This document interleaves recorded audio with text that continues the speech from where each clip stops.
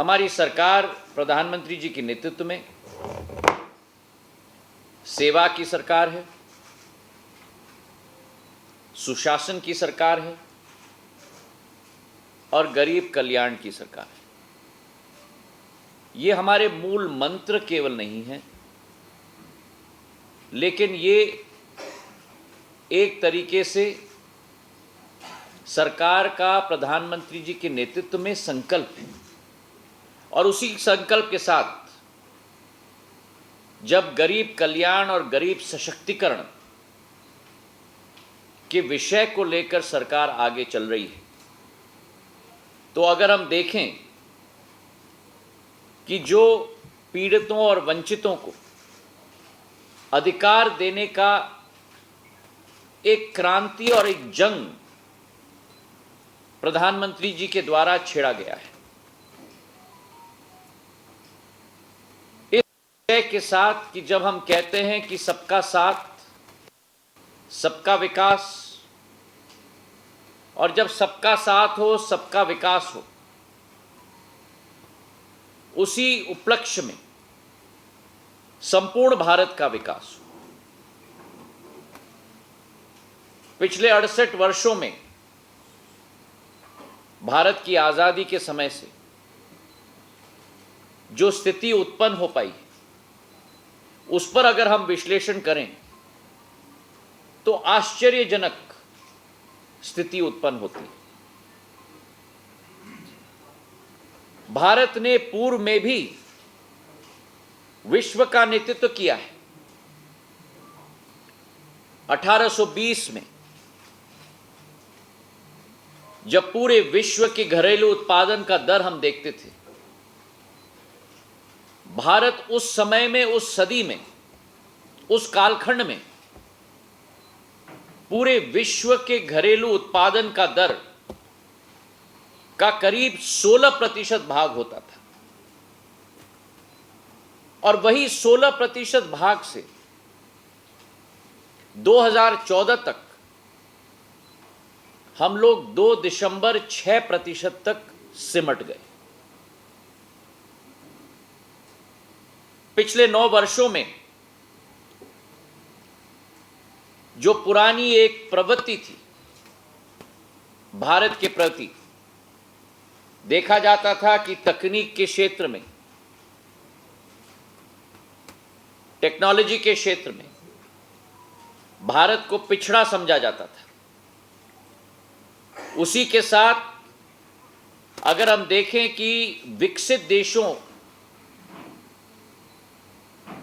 के साथ भारत को एक शागिर्द के रूप में देखा जाता था,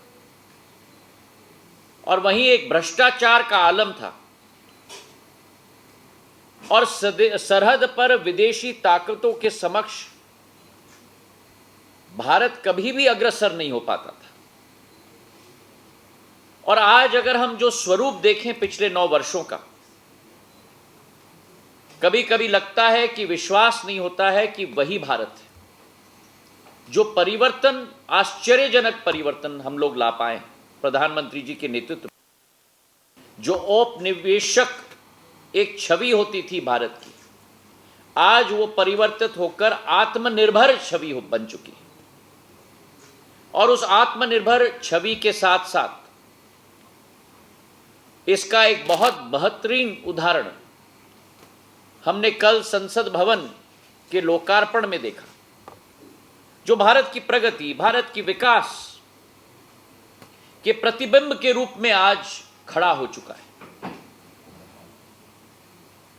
संपूर्ण भारत का समावेश है उस इमारत में, जहां एक तरफ आधुनिकता को अपनाया गया है, वहीं प्राचीन संस्कृति, प्राचीन मूल्य, प्राचीन सिद्धांत, भारत के कोने कोने की क्षमता, एक एक राज्य की क्षमता अलौकिक रूप से उस इमारत में। तो वो संसद भवन प्रजातंत्र की जननी के रूप में केवल नहीं, लेकिन हर एक भारतवासी की आत्मा, आशा और अभिलाषा की प्रतिबिंब आज बन चुकी है। तो एक परिवर्तन मेरे भाइयों और बहनों आया है। और आज वही भारत जो 11 नंबर पर था आर्थिक विकसित देशों के रूप में 2014 में, आज वही भारत 9 वर्षों में 5 नंबर पर आ चुका है। और हमने किसको पीछे छोड़ा है? जिस देश की विचारधारा थी भारत के ऊपर राज करने की, उस यूनाइटेड किंगडम को 6वें जगह पर रखकर आज भारत 5वें नंबर पर आ चुका है। और ये अंत नहीं है, ये तो महज शुरुआत है इस सफर की। और आपके द्वारा दर्शकों को भी विश्वास दिलाना चाहता हूं कि प्रधानमंत्री जी का संकल्प है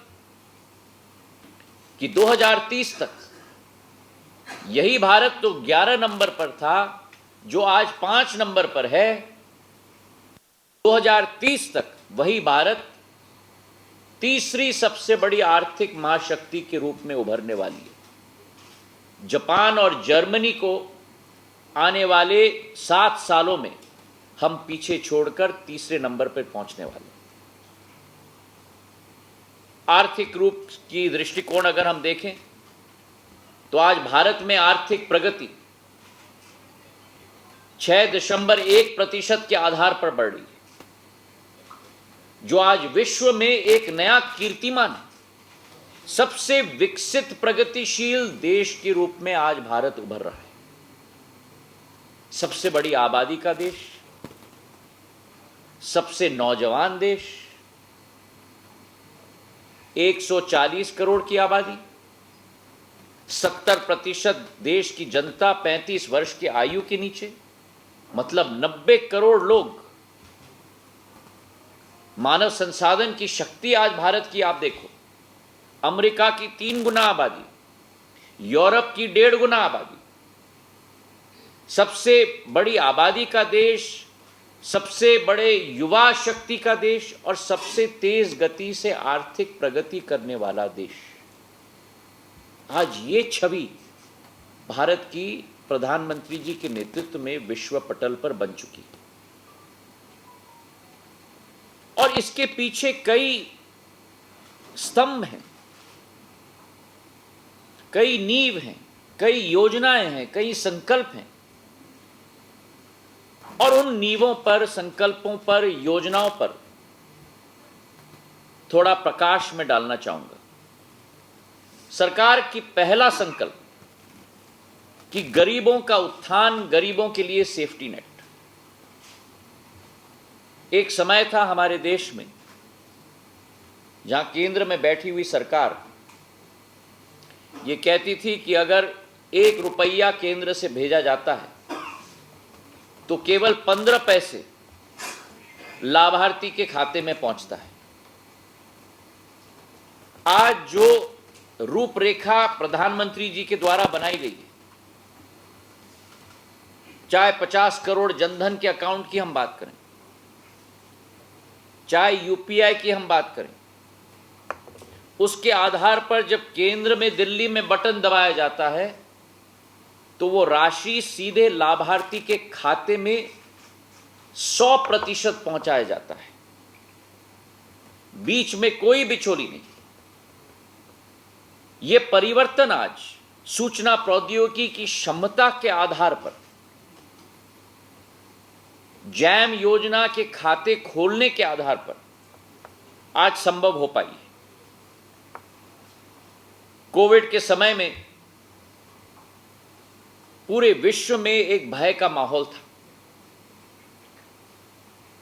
ऐसी महामारी विश्व ने कभी पिछले 100 वर्षों में नहीं देखी थी। स्वाभाविक है, हर देश ने अपने दीवार खड़े कर दिए।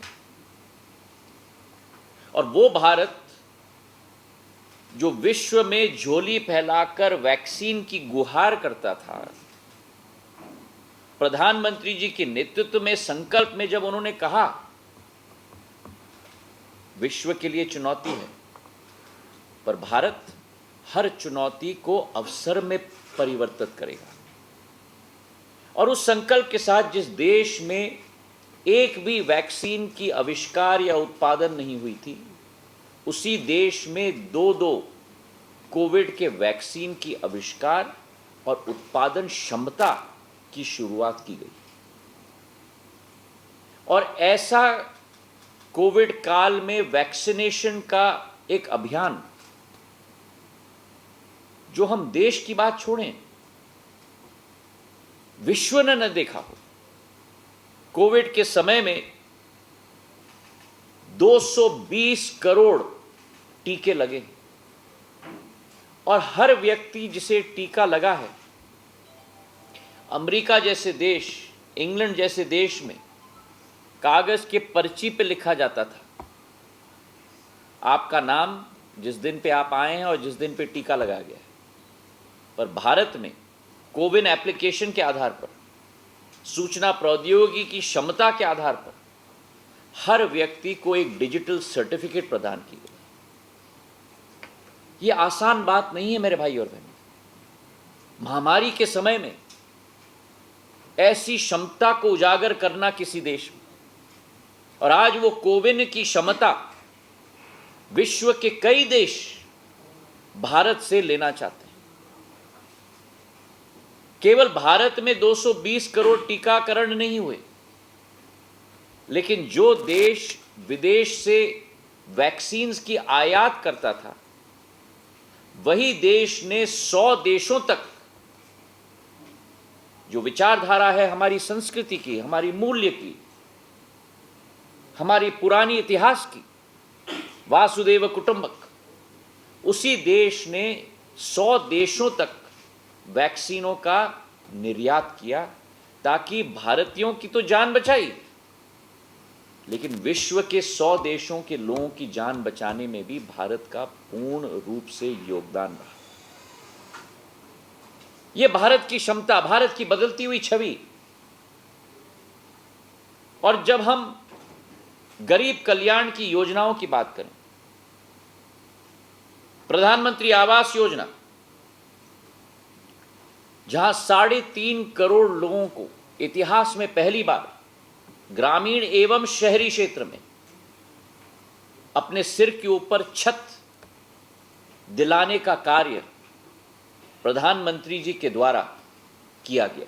9 साल के अंदर 12 करोड़ करीब नल जल के कनेक्शन। इसके पूर्व अगर पानी का स्रोत होता था, लेकिन घर में टोटी नहीं होती थी, ग्रामीण इलाके में टोटी कहा जाता है, और अगर घर में टोटी थी तो पानी का स्रोत नहीं होता था। पहली बार 12 करोड़ हर घर नल योजना के तहत पानी का स्रोत भी और हर घर में टोटी भी, ताकि हमारी महिलाओं को सिर पर मटके लेकर पैदल जो किलोमीटर चलती थी,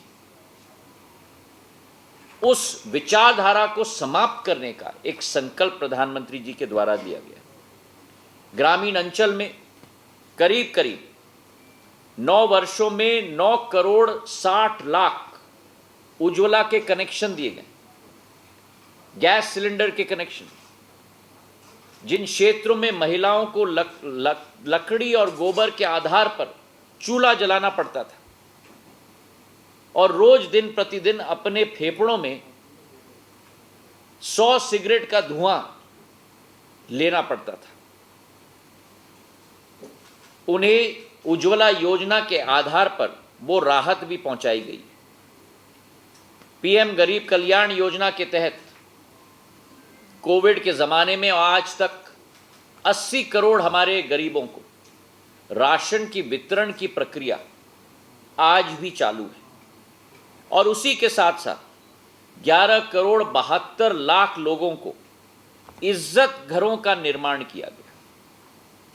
इज्जत घरों का निर्माण किया गया ताकि सबकी इज्जत, सबका स्वाभिमान और सबकी सुरक्षा, इस योजना के आधार पर 11 करोड़ 72 लाख शौचालय घर घर तक पहुंचाए गए। स्वच्छ भारत की सोच और विचारधारा के आधार पर आज 100% सैचुरेशन इस विषय पर संभव हो पाया है। अगर स्वास्थ्य की सेवाएं हम लोग देखें तो स्वास्थ्य के क्षेत्र में आयुष्मान कार्ड धारक को 5 लाख तक मुफ्त इलाज आज देश में दिया गया है। 9,300 से भी अधिक जन औषधि केंद्र आज स्थापित किए गए ताकि आसानी से दवाई आम जन को प्राप्त हो पाए।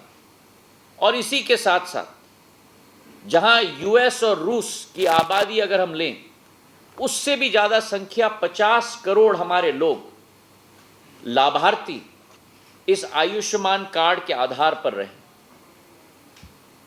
महिलाओं के लिए 1 रुपये पे पैड भी उपलब्ध किया गया है ताकि स्वास्थ्य की पूरी अधोसंरचना और पूरी सेवा देश भर पे हम लोग लागू कर पाएं।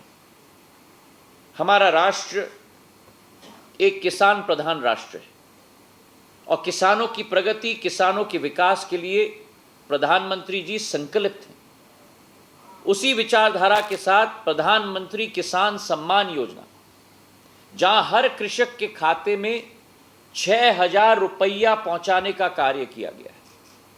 आज तक 11 करोड़ किसान हमारे देश के इसी योजना से लाभान्वित हुए। कृषि के क्षेत्र में 80% हमारे किसान सीमांत कृषक हैं। उनके एक एक के खाते में 6,000 रुपया प्रति वर्ष पहुंचाने का कार्य 11 करोड़ किसानों के खाते में 2,25,000 करोड़ रुपए आज तक पहुंचाने का ऐतिहासिक कार्य हमारी सरकार के द्वारा की गई है। हम चाहते हैं विकास हो तो सबका विकास हो, और जब सबका विकास हो, इसी विचारधारा के साथ राष्ट्रीय पिछड़ा वर्ग आयोग को संवैधानिक दर्जा भी दिया गया और इसी के साथ साथ उच्च शिक्षा के लिए 10% का आरक्षण भी दिया गया। दिव्यांगों के अधिकारों के लिए हमारे दिव्यांगों की कैटेगरी जो 7 तक सीमित थी, उन्हें 21 तक बढ़ाया गया। तो सामाजिक विकास का ताना बाना के साथ साथ अधोसंरचना का ताना बाना का भी एक नई कीर्तिमान हमारे देश में स्थापित हुई है। भारत की पहचान कभी भी बुनियादी अधोसंरचना के आधार पर नहीं होती थी, लेकिन आज अधोसंरचना के क्षेत्र में भी भारत एक सितारे के रूप में उभर रहा है। रेलवे को अगर हम देखें तो हमारा संकल्प है 400 वंदे भारत ट्रेन की शुरुआत हम लोग करेंगे, जिसमें से 20 की शुरुआत ऑलरेडी हो चुकी है। मेरे मंत्रालय की बात हम करें, अगर नागर विमानन क्षेत्र की हम बात करें, तो आज़ादी से आज तक 68 वर्षों में जहां केवल 74 एयरपोर्ट बनाए गए थे, 9 वर्षों में प्रधानमंत्री जी के नेतृत्व में एयरपोर्ट, हेलीपैड और वाटरड्रोम मिलाकर 74 अतिरिक्त बन चुके। तो जो 68 सालों में हो चुका है, उसे ही हमें 9 सालों में हमने करके दिखाया है। और हमारा सफर यहां नहीं रुकेगा।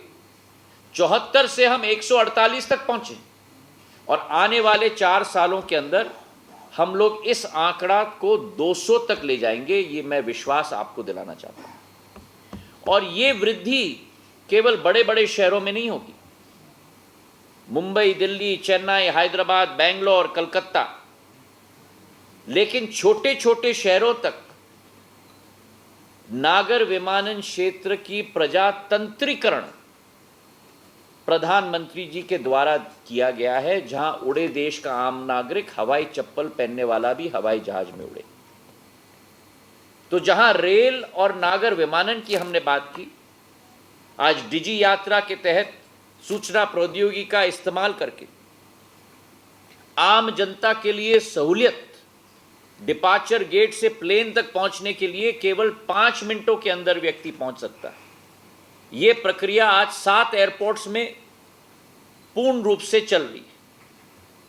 ड्रोन की टेक्नोलॉजी, प्रधानमंत्री जी की सोच है कि जो नई तकनीक विश्व में आए, उसमें भारत एक विश्व लीडर बने, विश्व का नेतृत्व करे।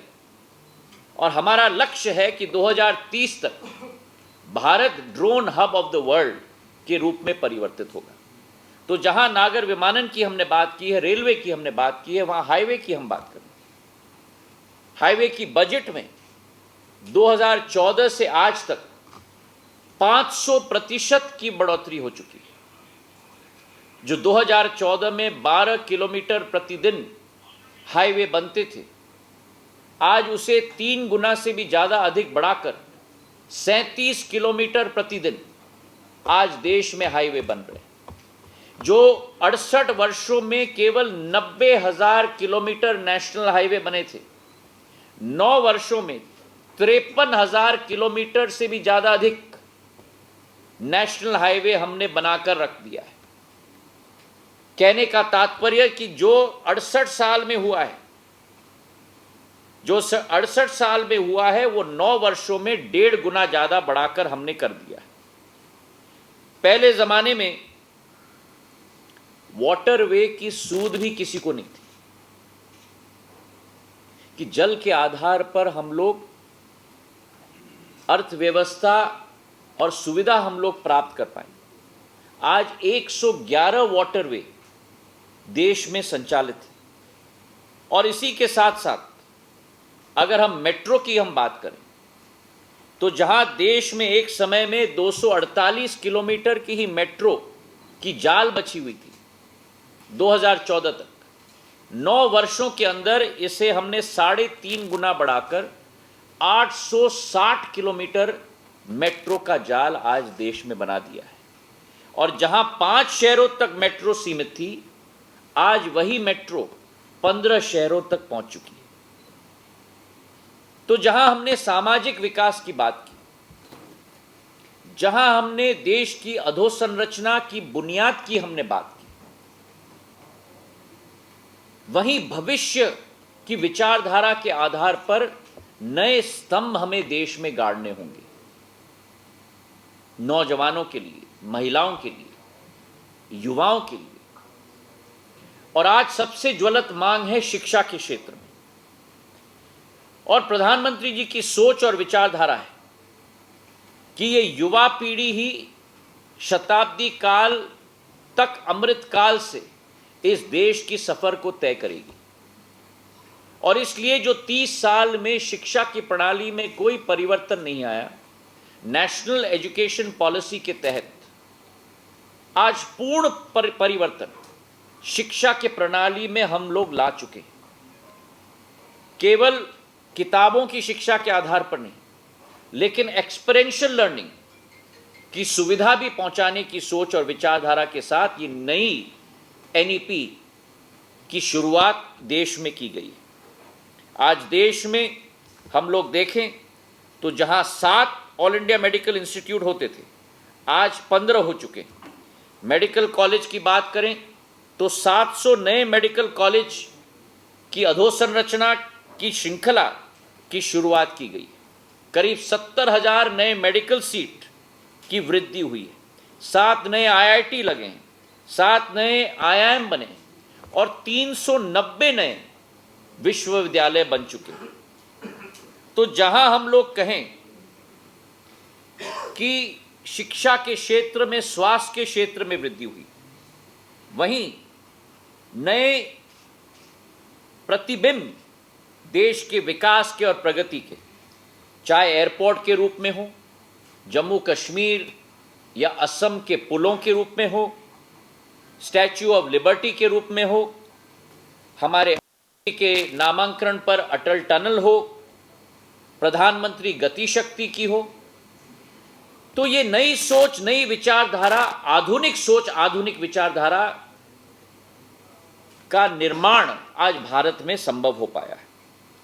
इसी के साथ डिजिटल के क्षेत्र में, टेक्नोलॉजी के क्षेत्र में आज 5G टेक्नोलॉजी की स्टैक भारत में बन रही है। सस्ता इंटरनेट, बढ़ती मोबाइल का उत्पादन, और इसी के साथ अगर हम देखें कि भारत की क्षमता आज ग्लोबल इनोवेशन रैंकिंग में 45वें पे पहुंच चुकी है। जिस देश में एक यूनिकॉर्न नहीं होता था, आज उस देश में 100 यूनिकॉर्न स्थापित है। इसी के साथ पांचवी आर्थिक शक्ति के रूप में उभरता हुआ भारत ईज ऑफ डूइंग बिजनेस में भी वृद्धि पा चुका है। मोबाइल के उत्पादन पे विश्व में दूसरे नंबर, ऑटोमोबाइल के उत्पादन में विश्व में आज भारत तीसरा नंबर। और इसी के साथ साथ जहां हम बात करते हैं कि 1 लाख से ज़्यादा स्टार्टअप आज भारत में पूर्ण रूप से निर्मित हो चुके हैं।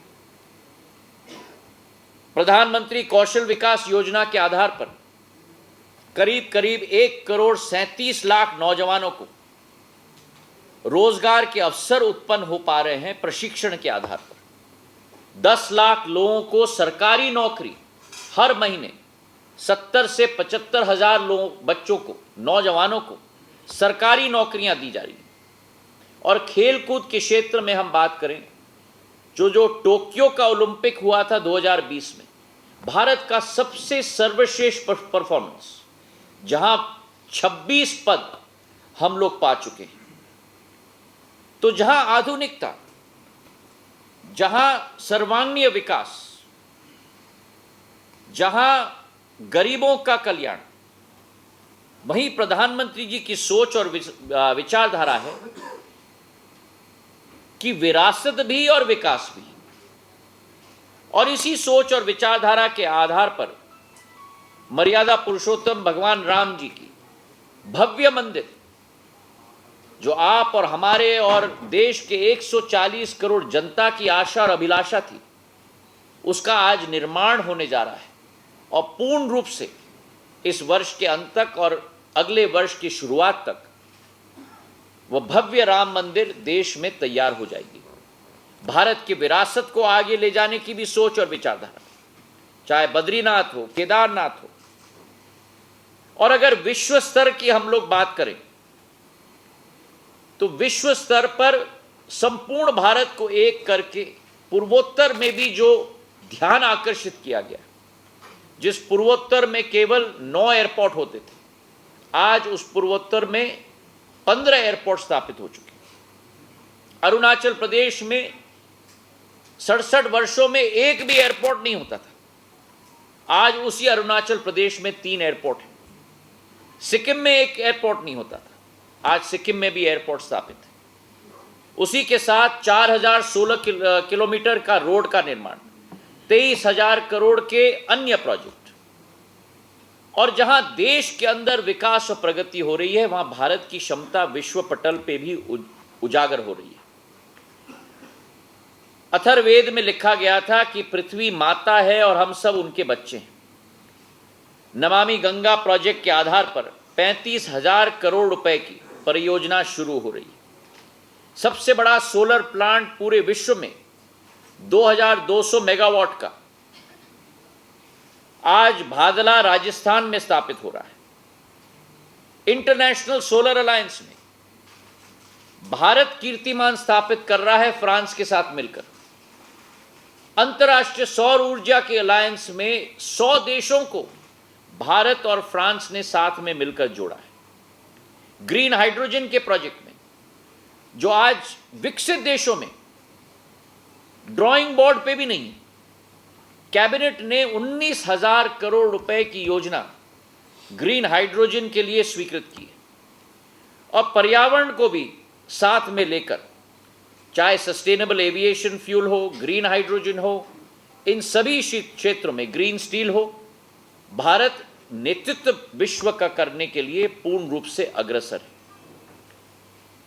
अगर सुरक्षा की हम बात करें तो रक्षा के उत्पादन में 1 लाख करोड़ रुपए से भी ज्यादा हम लोग पार कर चुके हैं। रूस और यूक्रेन के बीच में जो युद्ध हुआ था, 23,000 हमारे देश के युवा, हमारे भविष्य को सुरक्षित वापस लाने का कार्य प्रधानमंत्री जी के द्वारा किया गया। और वैसे ही अन्य जगहों में से 19,000 हमारे भारतीयों को वापस लाने का कार्य किया गया। तो अंत में मैं ये कहना चाहता हूं कि हमारी सरकार एक सेतु के रूप में विश्व को भारत के साथ जोड़ने के लिए पूर्ण रूप से संकल्पित है। 9 वर्षों में जो कार्य हो चुका है, वो कई दशकों तक, कई पीढ़ियों तक अपना अमिट छाप इस देश में छोड़ने के लिए पूर्ण रूप से आतुर है। हमारी नींव मजबूत, हमारी दिशा सही है और हमारी गति भी तेज है, और इस गति से चलते हुए हमें पूर्ण विश्वास है कि अमृत काल से शताब्दी काल का सफर 2047 तक भारत एक विश्व पटल पर नक्षत्र के रूप में और भारत विश्व पटल पर एक विश्व गुरु के रूप में पूर्ण रूप से उजागर होगा प्रधानमंत्री जी के नेतृत्व में। बहुत बहुत आप सब लोगों का धन्यवाद। 9 साल बेमिसाल, इस पर हम पहले भी चर्चा कर चुके हैं, लेकिन सेवा, सुशासन, कल्याण के 9 साल जो माननीय प्रधानमंत्री जी का लक्ष्य है, हम सब ने देश के साथ साथ दिल्ली में भी जो अद्भुत कार्य हुए हैं, हम हृदय से माननीय प्रधानमंत्री जी का आभार प्रकट करते हैं।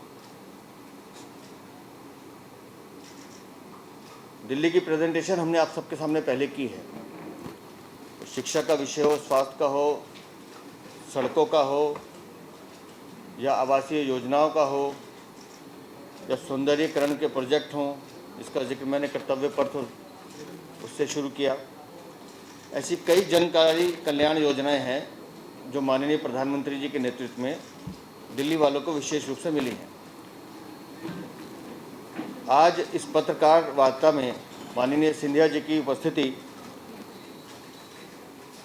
के माध्यम से पूरे विश्व में माननीय प्रधानमंत्री जी के नेतृत्व में भारत का जो सम्मान बढ़ा है, भारत को जो स्थान मिला है, उसके लिए विशेष रूप से मैं माननीय प्रधानमंत्री जी और उनकी पूरी केंद्रीय परिषद को बधाई देता हूँ।